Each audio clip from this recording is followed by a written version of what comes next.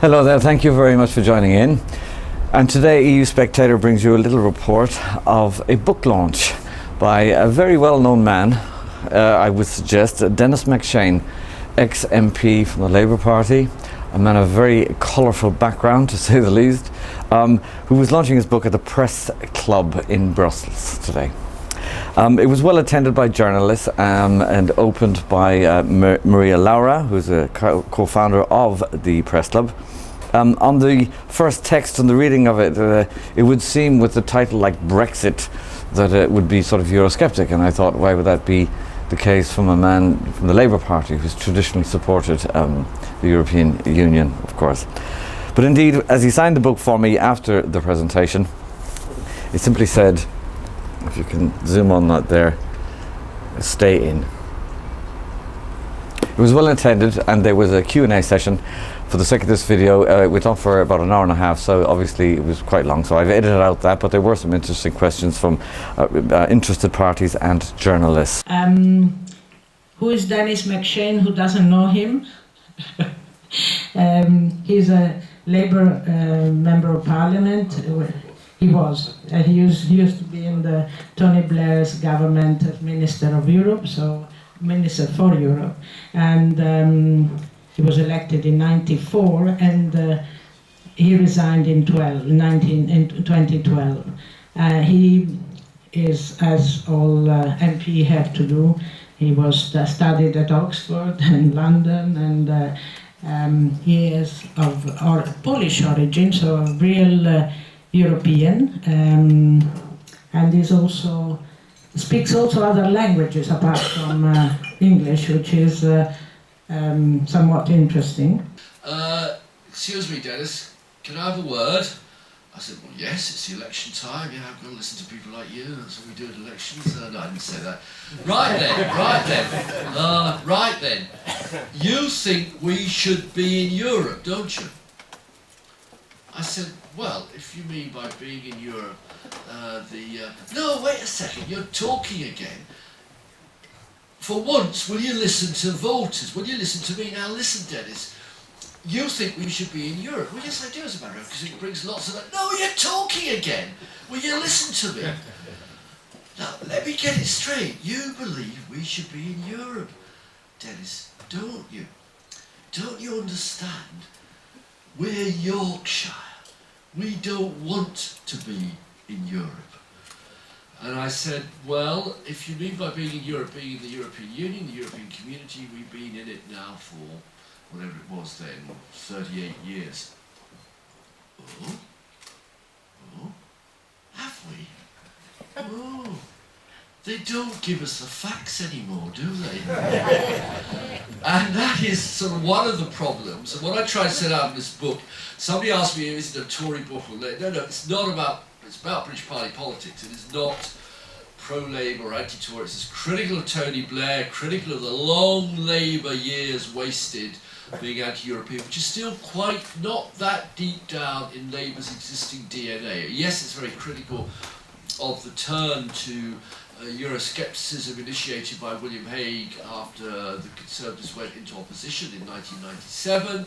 I recount being naked with David Cameron in the changing room of the Commons in 2005, showering after him cycling in, me playing tennis, and saying he should run for leader of his party, but he should drop all the Euroscepticism.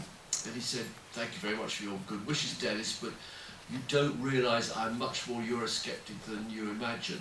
And there really is a Conservative generation. They're the children, maybe grandchildren of Mrs Thatcher, came out of Oxbridge in the 1980s, started going into politics at the end of that decade, were traumatised by the Maastricht debates, by Black Wednesday and by Mrs Thatcher, who they revere as a goddess, her turn to Euroscepticism. And that generation, David, George Osborne, William Hague, Philip Hammond, lots of them, Boris Johnson above all else, are profoundly impregnated with Euroscepticism. So what I tried to do, and it's not the classic book, I mean this is what I call, it's a first-rate bit of work on problems Britain has in Europe with technical detail, which there are many good works, and the CPS is a wonderful organisation.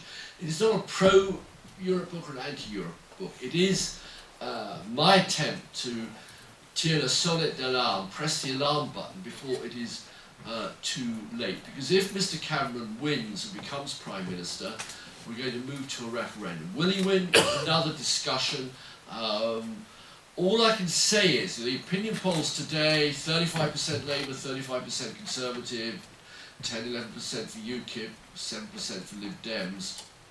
But that doesn't tell you anything, because we have two giant Ross Perot effects in British politics at the moment. You remember him in 1992. UKIP are the Ross Perot in England, sucking votes away from the Conservatives, and the Scottish Nationalists are the Ross McPerot in Scotland, sucking votes away from Labour. And we've got 650 individual constituency contests, and it's all but impossible. Peter Kelder, one of our best pollsters, was at a dinner last night, an Anglo-French dinner, and he said the pollsters won't be able to tell you who's going to win the election. We really don't know. But the mood music, and I circulate mainly amongst Labour guys and women and MPs, the mood music is more towards Mr. Cameron getting a second term. Not because people hugely admire him, but they're not yet embracing and in love with the Labour Party. So, you know, a lot of governments, European democracies, often get a second bite at it. That said, I don't know. But if we do win, Mr. Cameron is going to hold his referendum. There's just no question of that. It won't be something he can wriggle out of with a clever formula. And therefore we'll be locked into 2 years. There's some talk of an early referendum. I would discount that. 2 years of negotiation, 2 years of debate, 2 years of rows, 2 years of lack of clarity. My argument in the book is very simple, that there are a number of tributaries, currents if you like, in Britain that are very deep, fast-moving, haven't just arrived overnight, that if they come into a confluence, and that confluence then has a chance, as it were, to go out through the weir gate in the form of a referendum, is likely to produce a no vote. One of those currents, very simply, first is, as I said, the deep turn to Euroscepticism of one of the main parties in the last 15 years. It has been impossible to be selected as a Tory candidate since the year 2000 if you showed the slightest support for Europe. One or two hide it deeply, but you just couldn't get selected in conservative associations if you said, yes, Europe is a good thing, yes, we should stay in. You have UKIP, which I don't think will win any parliamentary seats. I mean, might win Mr. Farage's and maybe one other of their recent MPs, but they're sitting on a 25% reservoir of votes in the European and local government elections last year. Those votes will not come into play in the general election when you're not electing somebody on Europe, but on tax and health and schools and transport and all sorts of reasons. But when it comes to the referendum, that 25% reservoir of votes is there, ready to flow into the no camp. You have the Labour Party with a lot more historical Eurosceptic baggage. Right now there's a great deal of criticism in Labour ranks about TTIP, about Europe being too much the neoliberal vision, of being too pro-business, of being insufficiently in favour of social Europe, and indeed the business community in Britain, when it says we want to stay in Europe, always adds a qualification, but a reformed Europe which excludes or diminishes the social Europe aspects of the EU. So explicitly you have John Major, who's not an extremist or anti-European by any manner of means, saying we must return to the social opt-out era of between 1992 and 1997.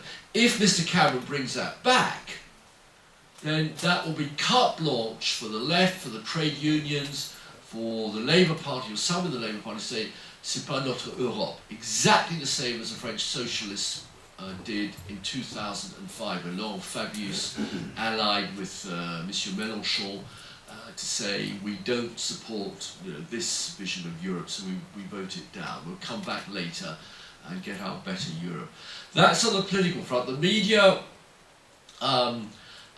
Really, I don't want to go into much detail, but the assumption that Mr. Murdoch, whose last great cause is for Britain to get out of Europe, is going to reverse his position and become pro-European. The Daily Mail, the Daily Telegraph, the Daily Express is going to become pro-European. We have Brussels' outstanding European correspondent here amongst us, but the Guardian newspaper, although it does cover excellent reports on Brussels, culturally is pro-European, has spent the last 15 years monstering the euro, trashing the euro.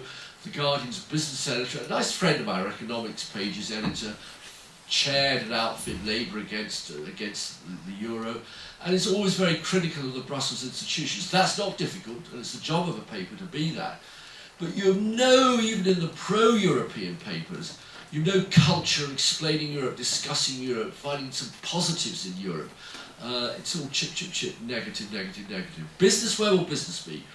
Big business in favour. The boss of Goldman Sachs flew into Davos on his private plane and did a BBC interview on the Today programme saying, "We believe profoundly it's essential in Britain's interests that Britain stays in the European Union. If Britain leaves the European Union, this could have the most devastating impact on my bonuses." I mean, on the future of the British economy.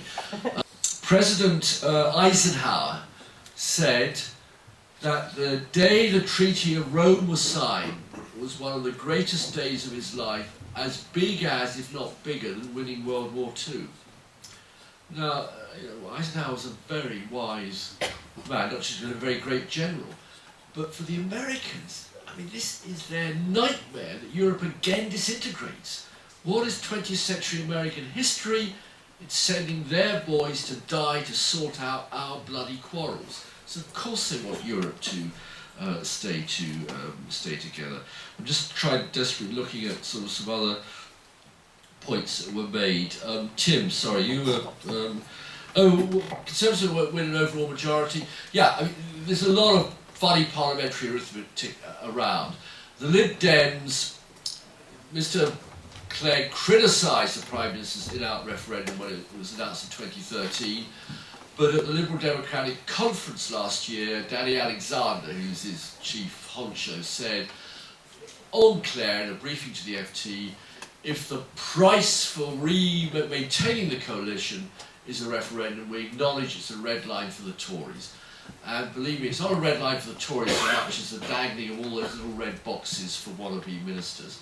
And the Lib Dems will sign up to that referendum.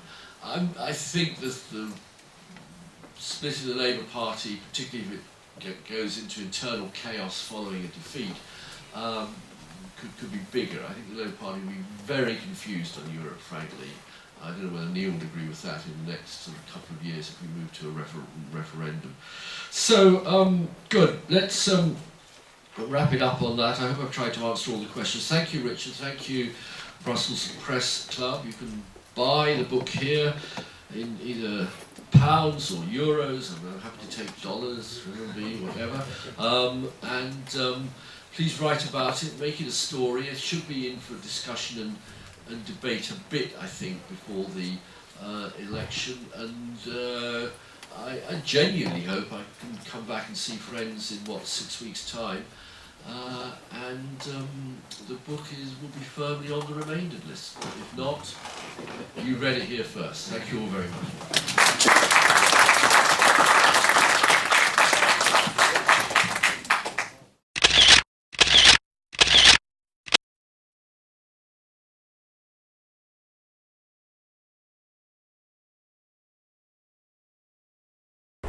This is Randall Calvin for EU Spectator magazine in Brussels.